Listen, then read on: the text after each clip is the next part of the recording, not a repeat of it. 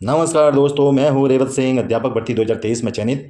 दोस्तों, मुगल प्रशासन व मुगल राजपूत संबंध हम पढ़ रहे थे, उसका आज चौथा पाठ है। इसके बाद में जो मुगल प्रशासन से संबंधित विभिन्न पदों के बारे में एक वीडियो अंतिम आएगा, तब जाकर ये टॉपिक कंप्लीट होगा। दोस्तों, जो रीट का पाठ्यक्रम है, इस रीट के पाठ्यक्रम में हमने पहला, दूसरा और तीसरे बिंदु में मुगल राजपूत संबंध और मुगल प्रशासन पढ़ रहे हैं। आज का वीडियो है बहुत महत्वपूर्ण है। इसके बाद में मुगल प्रशासन से संबंधित विभिन्न पदों के बारे में एक वीडियो आएगा, तब जाकर ये टॉपिक कंप्लीट होगा। तो दोस्तों, बिना देरी किए शुरुआत करते हैं। देखिए दोस्तों, जो मुगल प्रशासन या मुगल काल में हमने जो महत्वपूर्ण शासकों के बारे में पढ़ा, जिसमें सबसे पहले बाबर के बारे में पढ़ा, फिर हुमायूं के बारे में, फिर अकबर के बारे में पढ़ा, फिर जागीर के बारे में पढ़ा। तो आज हम शाहजहाँ के बारे में पढ़ेंगे और शाहजहाँ के बाद में औरंगजेब के बारे में। तो बहुत महत्वपूर्ण है दोस्तों, एक एक लाइन मोस्ट है, आपको पूरा का पूरा ध्यान लगाकर पढ़ना है। शाहजहाँ 1627 से 1657 इसका कालक्रम था। इसकी क्या विशेषता थी? जागीर के बाद शाहजहाँ सिंहासन पर बैठा। जोधपुर के शासक मोटा राजा उदय सिंह की पुत्री जगत गोसाई यानी जोधाबाई की गर्भ से शाहजहाँ, जिसे बचपन में खुर्रम के नाम से जाना गया, किसके नाम से? खुर्रम के नाम से उसका जन्म हुआ। तो दोस्तों, मुगल राजपूत संबंध में जो टॉपिक है मुगल राजपूत संबंध, तो उसमें भी जो शाहजहाँ था, ये शाहजहाँ का जन्म कौन सी राजपूत रानी के गर्भ से हुआ था? तो ये हुआ था जो जोधपुर के मोटा राजा उदय सिंह थे। तो उदय सिंह की पुत्री जगत गोसाई, जिसे जोधाबाई के नाम से जाना गया, के गर्भ से हुआ था और बचपन में इसका नाम था खुर्रम। तो जागीर ने खुर्रम को कौन सी उपाधि दी? शाहजहाँ की उपाधि। ये महत्वपूर्ण है दोस्तों, आपको याद रखना है। आगे बढ़ते हैं। शाहजहाँ का विवाह 1612 में आसफ खां की पुत्री अर्जुमंद बानो से हुआ। वह इतिहास में मुमताज महल के नाम से प्रसिद्ध है। आगे बढ़ते हैं। शाहजहाँ ने ताजमहल का निर्माण, जो यमुना नदी के किनारे आगरा में स्थित है, को अपनी पत्नी मुमताज की याद में करवाया। शाहजहाँ ने ताजमहल का निर्माण किसकी याद में करवाया था? अपनी पत्नी मुमताज की याद में। कौन सी नदी के किनारे है? यमुना में। कहाँ है? आगरा में। और कौन से राज्य में है? उत्तर प्रदेश में। याद रखना है। जो ताजमहल के मुख्य वास्तुकार कौन थे? तो उसका नाम याद रखना है दोस्तों, बहुत महत्वपूर्ण है, उस्ताद अहमद लाहौरी। उस्ताद अहमद लाहौरी। मयूर सिंहासन का निर्माण भी शाहजहाँ ने करवाया था। शाहजहाँ का काल स्थापत्य कला का स्वर्ण युग कहा जाता है। दोस्तों, जैसे जागीर का काल था वो चित्रकला का स्वर्ण युग कहलाता था, उसी प्रकार से जो शाहजहाँ का काल है वो स्थापत्य कला का स्वर्ण युग कहलाता है, क्योंकि उसने स्थापत्य के मामले में जो मंदिर, बड़े बड़े किले, महल बहुत सारे बनाए थे, उस हिसाब से शाहजहाँ का काल जो स्थापत्य कला का महत्वपूर्ण काल था। शाहजहाँ ने कौन से महत्वपूर्ण मुख्य इमारतें बनाई थी? दिल्ली का लाल किला बनाया था, दीवाने आम, दीवाने खास बनाया था, दिल्ली का जामा मस्जिद भी शाहजहाँ ने बनवाया था। इसके अलावा ताजमहल का निर्माण भी शाहजहाँ ने करवाया था, जो बहुत महत्वपूर्ण है, याद रखना है। हुमायूं के मकबरा को ताजमहल का पूर्ववर्ती माना जाता है। आगे बढ़ते हैं। शाहजहाँ ने सिजदा व पैबोस प्रथा को समाप्त किया। मोस्ट है दोस्तों, सिजदा व पैबोस प्रथा को किसने समाप्त किया था? ये शाहजहाँ ने किया था। दोस्तों, शाहजहाँ ने मुगल साम्राज्य की राजधानी को आगरा से दिल्ली स्थानांतरण की। दोस्तों, शाहजहाँ से पहले जितने भी मुगल शासक थे, उनकी जो राजधानी थी वो आगरा में थी, लेकिन जैसे ही शाहजहाँ का राज्याभिषेक हुआ, उसने अपनी राजधानी को आगरा से सीधे दिल्ली स्थानांतरित की, तब से लगाकर दिल्ली में ही रही। इसके अलावा जो सिजदा व पैबोस क्या है? ये एक थी, जो बादशाह था उनके सामने झुकना, अपनी पगड़ी को उसके पैरों में रखना और उसके पैरों को क्या करना? सूंघना। तो ये एक ऐसी प्रथा थी, तो शाहजहाँ ने क्या क्या कर दी थी? समाप्त कर दी थी।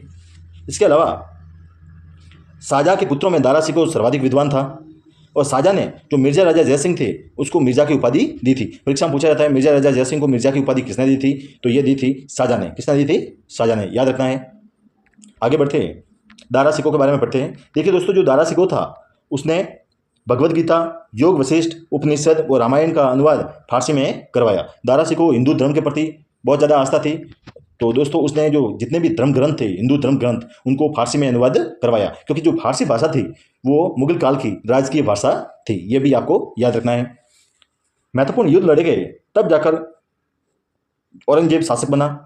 देखिए, 15 अप्रैल 1658 में दारा व औरंगजेब के मध्य धर्मत का युद्ध हुआ, जिसमें दारा की क्या हुई? पराजय हुई। धर्मत का युद्ध, ये डेट आपको याद रखनी है, किसके किसके बीच में हुआ, ये भी आपको याद रखना है, मोस्ट है। 29 मई 1658 में दारा व औरंगजेब के बीच में सामूगढ़ का युद्ध हुआ, जिसमें दारा की क्या हुई? पराजय हुई।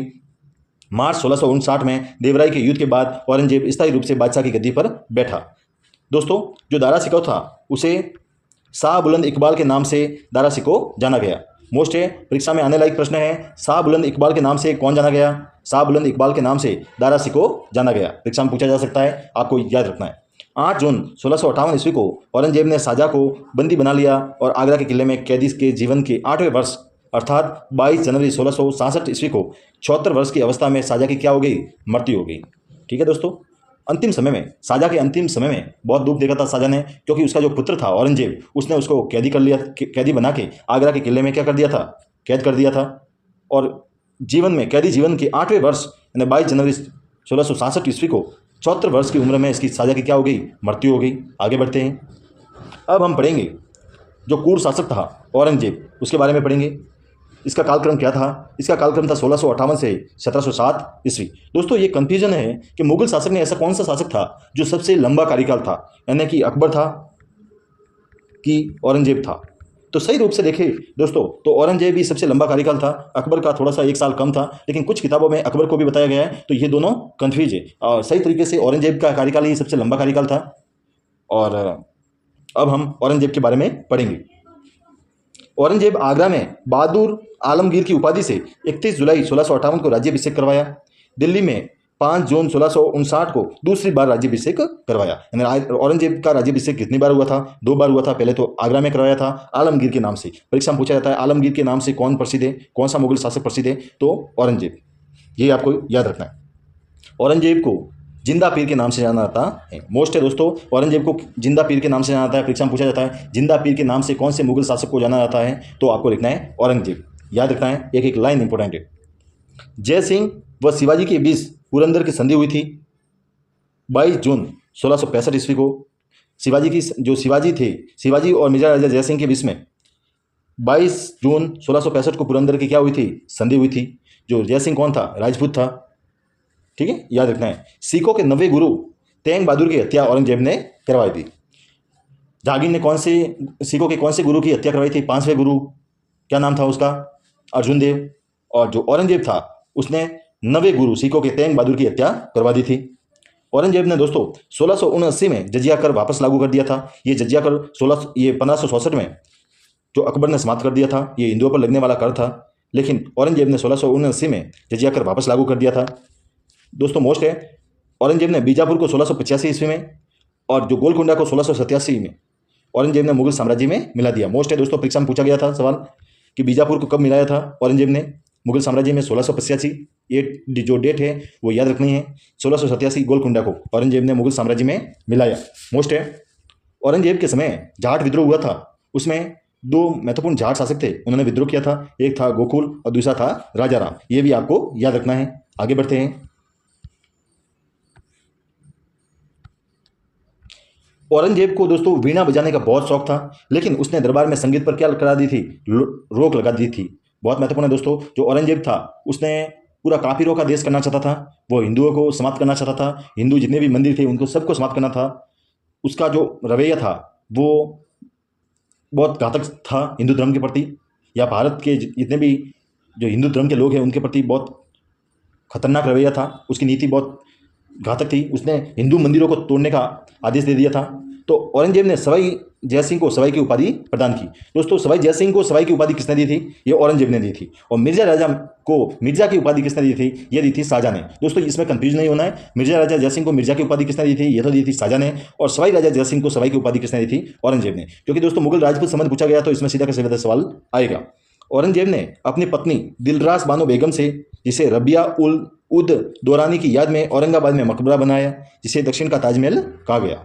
दक्षिण का ताजमहल किसे कहा गया? औरंगजेब की पत्नी दिलरास बानो बेगम की याद में जो औरंगाबाद में मकबरा बनाया, इसे दक्षिण का ताजमहल कहा गया।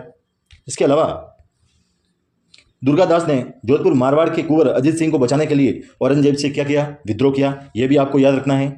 औरंगजेब ने हिंदू मंदिरों को तोड़ने का आदेश जारी किया, तो मेवाड़ के शासक राज सिंह ने क्या कर दिया? विरोध कर दिया। यह भी मोस्ट इंपॉर्टेंट है, क्योंकि राज सिंह कौन था? राजपूत था। और औरंगजेब का क्या कर दिया था? विरोध कर दिया था। मुगल राजपूत संबंध यहाँ भी बन रहा है, तो यहाँ भी प्रश्न बनने की संभावना है। आगे बढ़ते हैं। औरंगजेब की मृत्यु मार्च 1707 में ईस्वी को हुई। कहाँ हुई थी? दौलताबाद में हो गई। आगे बढ़ते हैं। अन्य महत्वपूर्ण मुगल शासक थे, उनके बारे में पढ़ते। देखिए दोस्तों, जो महत्वपूर्ण इतने नहीं हैं, औरंगजेब के बाद में ज़्यादा शासक महत्वपूर्ण नहीं थे, उनके पास में इतना पावर नहीं था। उनका मोटे तौर पर आपको नाम याद होना चाहिए। औरंगजेब के बाद में बहादुर शाह फर्स्ट बना, फिर जहादर शाह बना, फिर फर्रुखसियर बना, फिर मोहम्मद शाह बना, फिर अहमद शाह बना, फिर आलमगीर सेकंड बना, फिर शाह आलम सेकंड बना। उसके बाद में एक महत्वपूर्ण शासक था, मुगल शासक अकबर सेकंड। क्या नाम था? अकबर द्वितीय। ये अंग्रेजों के संरक्षण में बनने वाला प्रथम मुगल बादशाह था। मोस्ट है दोस्तों, ये याद रखना है। अंग्रेजों के संरक्षण में बनने वाला प्रथम मुगल बादशाह कौन था? ये अकबर सेकंड था। वो 1830 ईस्वी में इसने राजा राम मोहन राय को इंग्लैंड भेजा और राजा की उपाधि प्रदान की। मोस्ट है दोस्तों, रीट 2012-13 में पूछा गया था, राजा राम मोहन राय को कौन से मुगल शासक ने राजा की उपाधि दी थी? तो ये दी थी अकबर द्वितीय ने। अकबर द्वितीय ने, ये याद रखना है दोस्तों, राजा की उपाधि। ये मोस्ट है। आगे बढ़ते हैं। देखिए दोस्तों, बहादुर शाह जफर द्वितीय अंतिम मुगल बादशाह था। इसे 1857 की क्रांति का नेता घोषित किया गया था कि 1857 की क्रांति का नेता भी बहादुर शाह जफर सेकंड को कर दिया था। तो अंग्रेजों ने बंदी बना लिया किसको? बहादुर शाह जफर द्वितीय को। और कहाँ पर भेज दिया? रंगून जेल में भेज दिया। 1862 ईस्वी में इसकी क्या हो गई? मृत्यु हो गई। तो इसकी कब्र पर एक लाइन लिखी हुई है। क्या लिखी हुई है? कि जफर इतना बदनसीब था कि उसे अपने देश में 2 गज जमीन भी नसीब नहीं हुई। इस प्रकार से भी प्रश्न पूछा जा सकता है कि कौन इतना बदनसीब था, या किसकी कब्र पर ऐसा लिखा है कि वह इतना बदनसीब था कि उसे अपने देश की 2 गज जमीन भी नसीब नहीं हुई। कौन से मुगल शासक के बारे में बताया गया है? तो आपको लिखना है बहादुर शाह जफर सेकंड के बारे में। यह था दोस्तों मुगल प्रशासन व मुगल राजपूत संबंध से संबंधित टॉपिक। इसके बाद में एक अंतिम टॉपिक आएगा जो मुगल प्रशासन से संबंधित महत्वपूर्ण जो प्रशासनिक पद है उनसे संबंधित आएगा वीडियो, जो छोटा सा वीडियो होगा। तब जाकर मुगल राजपूत संबंध और मुगल प्रशासन वाला जो सेक्टर है ये कंप्लीट होगा। तो दोस्तों, कैसा लगा वीडियो? अगर वीडियो अच्छा लगा हो तो लाइक कीजिए, शेयर कीजिए, सब्सक्राइब कीजिए। मिलते हैं नए बेहतरीन वीडियो के साथ में। तब तक के लिए जय हिंद।